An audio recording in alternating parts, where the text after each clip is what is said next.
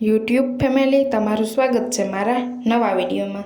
તો આજે આપણે આવી ગયા છે એક નવી રેસીપી લઈને। તો આપણે બનાવ્યા છે એકદમ સ્વાદિષ્ટ મટર પુલાવ। તે માટે રાખી દીધું છે ગેસની ફ્લેમ ઉપર કુકર। હવે કુકરમાં નાખ્યું છે તેલ। તેલને એકદમ સરસ ગરમ થવા દેશું। ત્યારબાદ લઈ લીધો છે ગરમ મસાલો અને લીધું છે જીરું, તજ, લવિંગ, મરી અને બાદિયા લીધા છે વઘાર માટે। ને લીધી છે સુધારીને લીલી ડુંગળી। લીલી ડુંગળીનો ટેસ્ટ છે ને બહુ મસ્ત આવે છે। થોડીક સૂકી પણ સુધારી નાખી છે આપણે। તો તેલ ગરમ થવા માંડ્યો હતો તો તેમાં નાખી દીધો છે ગરમ મસાલો અને જીરું। ત્યારબાદ નાખશું લીલી ડુંગળી, જેનો ટેસ્ટ છે ને બેસ્ટ આવે છે। તો અહીંયા આપણી ડુંગળી લીલી છે એટલે પાકવામાં થોડીક વાર લાગશે। તો ડુંગળીને ગરમ મસાલામાં સૌપ્રથમ કરી લેશું મિક્સ। અહીંયા ડુંગળી આપણી એકદમ સરસ મિક્સ થવા માંડી છે ને પાકવા માંડી છે। તો હવે લઈ લીધા છે સુધારેલા બટેટા। બટેટાને બે પાણીએ સરસ ધોઈ લીધા છે ને સુધારી લીધા છે। તો અહીંયા આપણી ડુંગળી છે ને પાકવા માંડી હતી। આ ડુંગળીને છે ને બહુ લાલ નથી થવા દેવાની। ડુંગળી પાકવા માંડી હતી તો તેમાં આપણે ધોયેલા બટેટા એડ કરી દઈશું સુધારેલા। તો બટેટાના કટકા તમારે અહીંયા જેવડા કરવા હોય એવડા કરી શકો છો। તો બટેટાને કરી લેશું મિક્સ। ડુંગળી થોડીક કાચી એટલે રાખી છે કારણ કે બટેટા છે ને પાકવામાં વાર લાગે છે, એટલે ડુંગળી પણ આપણી બટેટા સાથે અડધી પાકી જશે। તો ડુંગળી અને બટેટા એકદમ સરસ પાકી જાય ત્યાં સુધીમાં પેસ્ટ રેડી કરી લઈએ। આ પેસ્ટ છે ને પુલાવમાં બહુ મસ્ત લાગે છે ને એકદમ સ્વાદ છે ને પુલાવનો વધી જાય છે। તો અહીંયા લઈ લીધું છે લીલું લસણ ને સૂકું લસણ બંને મિક્સ કરી લીધું છે। સુધારેલું આદું લીધું છે ને જેટલા તીખા કરવા હોય પુલાવ એટલા લીલા મરચાં લેવાના છે ને લીલા લસણનો ટેસ્ટ છે ને બહુ મસ્ત આવે છે। તો સુધારીને આદું લીધું છે ને લીલા ધાણા લીધા છે, જેનો ટેસ્ટ પણ બહુ મસ્ત આવે છે। ધાણા, મરચાં, લસણ ને આદું આ ચાર વસ્તુની છે ને આપણે પેસ્ટ બનાવી લઈશું। અહીંયા મિક્સરનો ભાગ લઈ લીધો છે, મિક્સરનો ખાનો, જેમાં આપણે લસણ, આદું, મરચાં અને લીલા ધાણા એડ કરી દઈશું અને પેસ્ટ બનાવી લઈશું થોડુંક પાણી નાખીને। તો આ પેસ્ટ છે ને બનીને રેડી થઈ ગઈ છે। તો હવે ડુંગળી અને બટેટા પણ આપણા એકદમ સરસ પાકવા માંડ્યા હતા। ડુંગળી અને બટેટા પાકે ને એટલી જ વારમાં પેસ્ટ છે ને બનીને રેડી થઈ જાય છે, એકદમ સરળ રીતે છે। હવે નાખ્યા છે તમાલપત્ર 2 થી 3।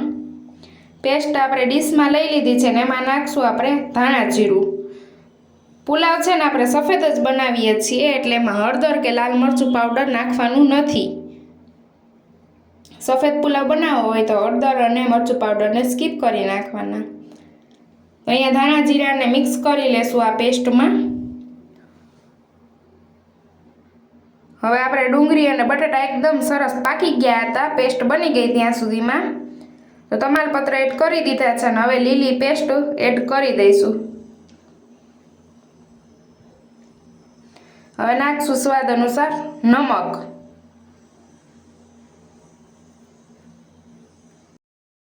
સ્વાદ અનુસાર નમક નાખ્યા બાદ બધા જ મસાલાને એકદમ સરસ છે ને મિક્સ કરી લેશું। ને આ મસાલાને છે ને આપણે પેસ્ટ બનાવેલ છે ને એનું પાણી બળી જાય ને પેસ્ટમાંનું ત્યાં સુધી પાકવા દેવાની છે। તો આપણું તેલ છે ને આપોઆપ છૂટું પડવા માંડશે।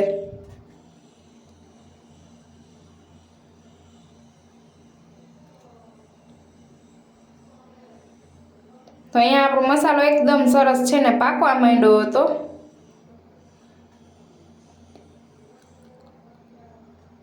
હવે લેશું આપણે વટાણા।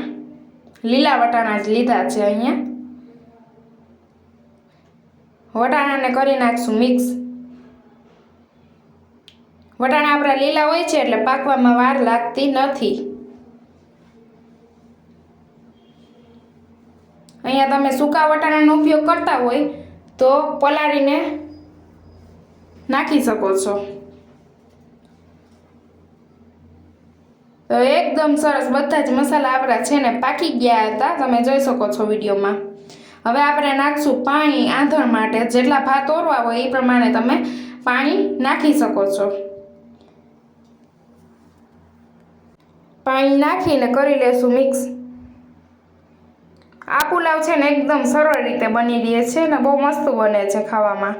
હવે લઈ લીધા છે અહીંયા બાસમતી રાઈસ. તમારે જે રાઈસ અથવા ભાત લેવા હોય એ લઈ શકો છો. તો રાઈસને બાઉલમાં નાખી દીધા છે ને 2 થી 3 પાણીએ સરસ ધોઈ લેશું.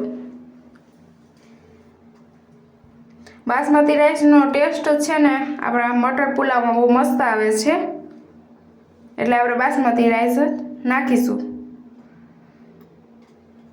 હવે આપણું આંધણ પણ એકદમ મસ્ત આવવા માંડ્યું હતું, તો આપણે ભાત છે ને ધોઈને પાણી કાઢી નાખ્યું છે, ભાત નાખી દઈશું.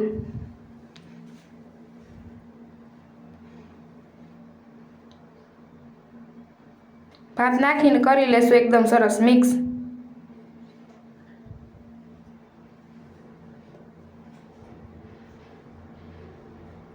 હવે આ ભાતને છે ને આપણે ખુલ્લા જ છે ને પાકવા દેશું થોડીક વાર, એકદમ ઉકળવા માંડે ને ત્યાં સુધી. તો અહીંયા જોઈ શકો છો તમે વિડીયોમાં એકદમ સરસ ભાત આપણા ઉકળવા માંડ્યા હતા, ત્યારબાદ જ કુકરની કરી લેશું 2 સીટી. 2 સીટીમાં જ આપણે એકદમ સ્વાદિષ્ટ તૈયાર છે મટર પુલાવ. બહુ મસ્ત બને છે. તો અહીંયા મટર પુલાવ એકદમ સ્વાદિષ્ટ તૈયાર થઈ ગયા હતા. તો ઉપરથી નાખશું ધાણા ભાજી ઝીણી સુધારેલી. તો તૈયાર છે આપણે એકદમ સ્વાદિષ્ટ મટર પુલાવ. આ રેસીપી તમને કેવી લાગી ને કમેન્ટ કરીને જરૂરથી જણાવજો. તો અહીંયા જોઈએ ને તો આપણા પુલાવ એકદમ સરસ બની અને રેડી થઈ ગયા હતા. ને તમારે આગળની રેસીપી કઈ જોઈએ છે ને એ કમેન્ટ કરીને જરૂરથી જણાવજો, તો એ રેસીપી પણ આપણે લાવીશું. વિડીયો ગમ્યો હોય તો વિડીયોને કરી દેજો લાઈક, શેર, અને ચેનલમાં નવા આવ્યા હોય તો ચેનલને કરી દેજો સબસ્ક્રાઈબ, જેથી અવનવા સ્વાદ તમારા સુધી મળતા રહીએ. આપણે એ પહેલાં પણ મટર પુલાવની રેસીપી બનાવી હતી, જે આદુ લસણ વગરના હતા અને હળદરવાળા યલો પુલાવ હતા. પણ આ સફેદ પુલાવ પણ બહુ મસ્ત જ બને છે, એ પણ મસ્ત બને છે. વધારે સ્વાદ લાવવો હોય તો આ વ્હાઈટ મટર પુલાવ છે ને એકદમ સ્વાદિષ્ટ બને છે. તો જરૂરથી બનાવજો અને પછી કમેન્ટમાં કહેજો. વિડીયો ગમ્યો હોય તો વિડીયોને કરી દેજો લાઈક, શેર, અને ચેનલને કરી દેજો સબસ્ક્રાઈબ.